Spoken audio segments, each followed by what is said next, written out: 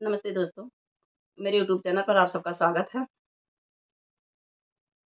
मैं लीला वर्मा आज एक देवी गीत पचरा सुनाने जा रही हूँ। प्लीज़ दोस्तों मेरे चैनल को लाइक करना, सब्सक्राइब करना, शेयर करना तथा कमेंट में लिखना कैसा लगा। प्लीज़ दोस्तों सब्सक्राइब करना ना भूलिएगा। मेरे चैनल को भी आगे बढ़ाइए दोस्तों।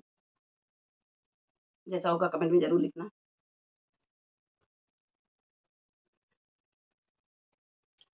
अस्सी कोस दूर बाटे मैया के मंदिरवा हो कि अब ना अइबे ना, हो कि अब ना अइबे ना। हमरा गोड़वा पिराला मैया अब ना अइबे ना। हमरा गोड़वा पिराला मैया अब ना अइबे ना। फिर अइबू तिरिया हो कि फिर अइबू ना। मंगबू मांगी के सिंदूरवा तिरिया फिर अइबू ना। मंगबू मांगी के सिंदूरवा तिरिया फिर अइबू ना।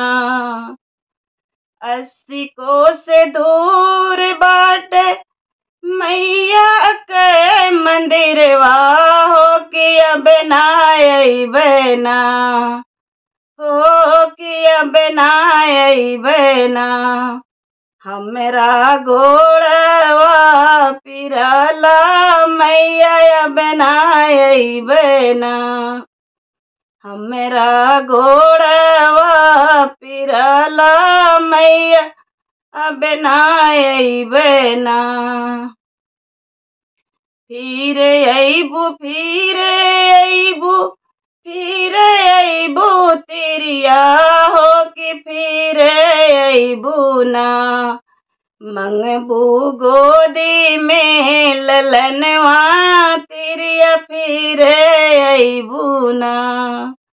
मंगबू गोदी में ललनवा तिरिया फिर अइबू ना। अस्सी कोस दूर बाटे मैया के मंदिरवा हो कि अब ना अइबे ना, हो कि अब ना अइबे ना। हमरा गोड़वा पिराला मैया अब ना अइबे ना। फिर अइबू तिरिया हो कि फिर अइबू ना। मंगबू गोड़े के रंगनवा तिरिया फिर अइबू ना। मंगबू गोड़े के रंगनवा तिरिया फिर अइबू ना। अस्सी कोस दूर बाटे मैया के मंदिरवा हो कि अब ना अइबे ना। हमरा गोड़वा पिराला मैया अब ना अइबे ना। हमरा गोड़वा पिराला मैया अब ना अइबे ना।